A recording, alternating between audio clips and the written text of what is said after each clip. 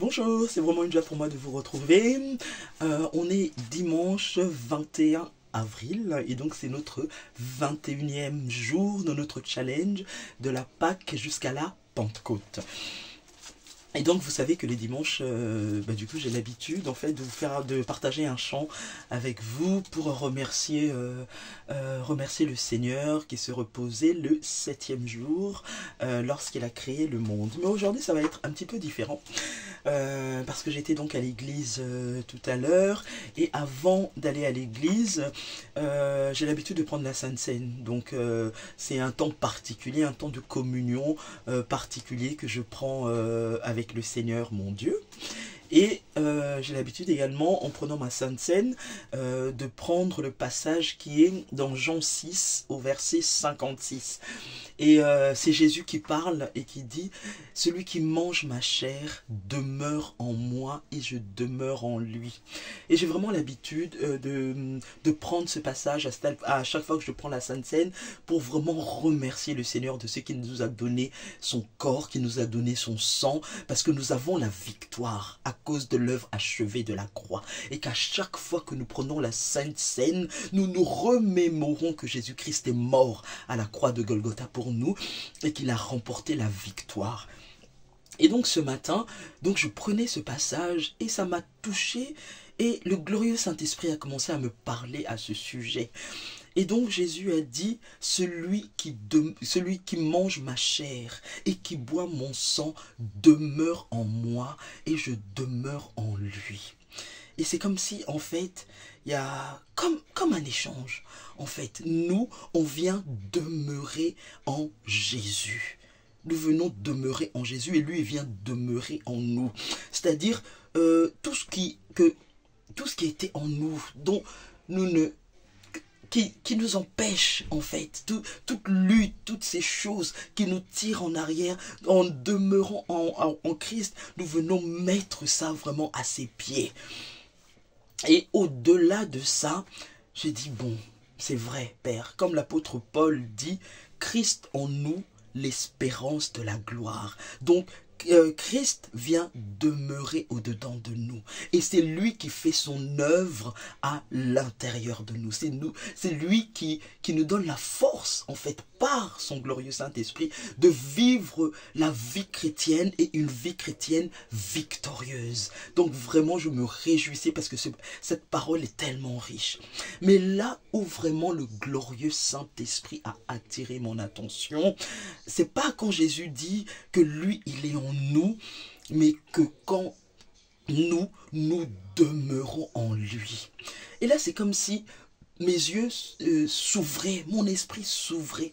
J'ai dit, mais est-ce qu'on réalise ce que Jésus a dit? Celui qui mange ma chair demeure en moi et moi je demeure en lui.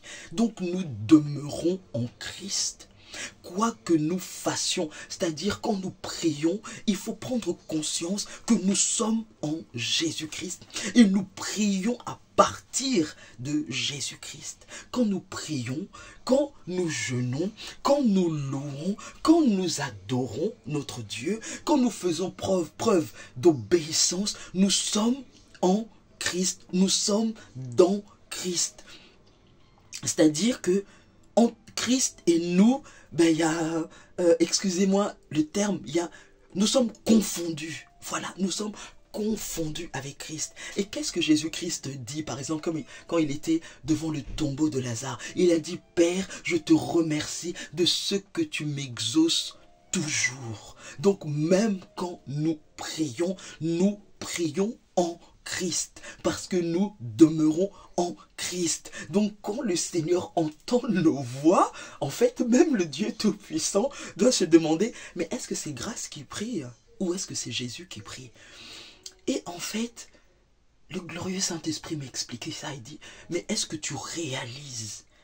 Christ vient demeurer en toi, mais toi tu demeures en lui. Donc, la Bible, en fait, il faut comprendre que la Bible s'explique par elle-même. Et il y a plusieurs versets dans plusieurs livres différents qui expliquent en fait les autres versets. Parce que la Bible nous dit que nous sommes assis dans les lieux célestes en Jésus-Christ. Mais c'est normal, parce que nous demeurons en Christ. Nous demeurons en Christ. Et quand l'apôtre Paul, donc comme j'ai dit tout à l'heure, dit Christ en nous, l'espérance de la gloire, c'est quand Christ est en nous. Mais quand maintenant nous sommes en Jésus-Christ, c'est plus l'espérance de la gloire, mais c'est carrément la gloire et la gloire de Jésus-Christ. Et donc, avant de terminer, je veux juste que nous puissions comprendre la gloire de Jésus-Christ, la gloire de ce Dieu, de notre Seigneur et notre Sauveur, parce que la parole de Dieu dit de lui, en Christ habite corporellement toute la plénitude de la divinité. Vous avez tout pleinement en Christ, qui est le chef de toute autorité et de toute domination. Et je voudrais aussi qu'on prenne Apocalypse 1 qui décrive Christ, parce qu'à partir de verset 11, la Bible nous dit: je suis l'alpha et l'oméga, le premier et le dernier. Et l'apôtre Jean continue à partir du verset 12, et il dit: je me retournai pour connaître quelle était la voix qui me parlait. Et après m'être retourné, je vis 7 chandeliers d'or, et au milieu des 7 chandeliers, quelqu'un qui ressemblait au Fils de l'homme, vêtu d'une longue robe et ayant une ceinture d'or sur la poitrine. Sa tête et ses cheveux étaient blancs comme de la laine blanche, comme de la neige. Ses yeux étaient comme une flamme de feu. Ses pieds étaient semblables à de l'airain ardent, comme s'il était embrasé dans une fournaise. Et sa voix était comme le bruit de grandes eaux. Il avait dans sa main droite 7 étoiles. De sa bouche sortait une épée aiguë à 2 tranchants, et son visage était comme le soleil lorsqu'il brille dans sa force. Donc imaginons et prenons conscience de la grandeur de Christ, de la gloire de Christ, de la magnificence du Christ, du nom de Jésus-Christ qui est au-dessus de tout nom, et réalisons que maintenant nous venons demeurer en lui, en Jésus-Christ. Ce n'est plus seulement l'espérance de la gloire, mais c'est la gloire. Donc c'est pour ça qu'il est tellement important quand Christ vient demeurer en nous, mais quand nous demeurons en lui, et que sa parole demeure en nous, que le glorieux Saint-Esprit demeure en nous. Alléluia. Donc je voulais vraiment partager avec vous cette petite exhortation, et c'est vraiment le glorieux Saint-Esprit qui m'avait mis à cœur ce matin. Et donc, comme il nous reste un peu de temps, je voudrais qu'on puisse partager ce chant de Sandra Mbouy, Goodness, que j'aime vraiment beaucoup. Donc, je vous laisse écouter. Alléluia, le Seigneur est tellement bon. Le Seigneur est tellement bon.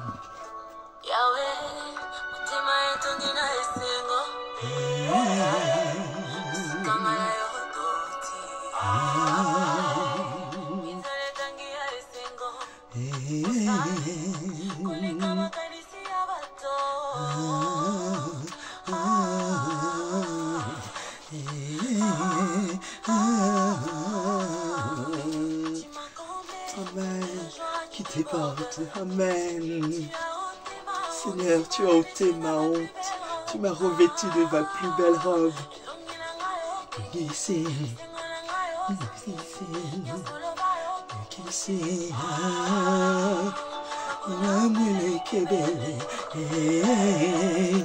Sangisinga maloba,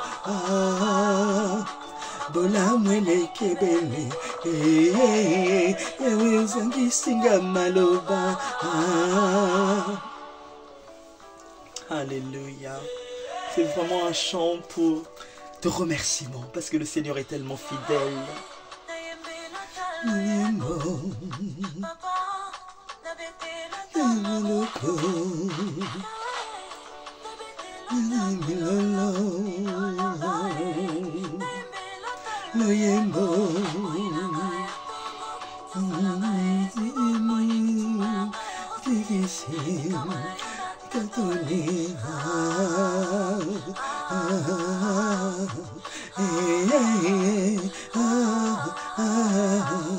Tu m'as comblé de joie qui déborde.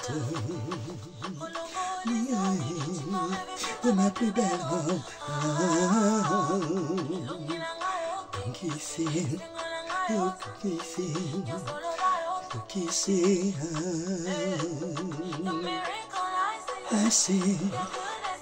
I see, so good. Melekebele, Zangi Singa Maloba. Tes bienfaits sont si nombreux. Seigneur, je reste sans voix devant toi.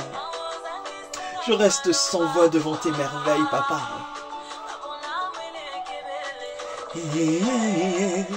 Zangi Singa Maloba.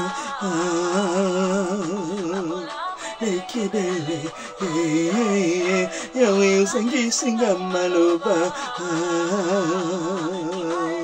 Emao, Emmanuel, Emao, Emmanuel, Emao, Emmanuel, Emao, Emmanuel, Emao, Emmanuel, Emao.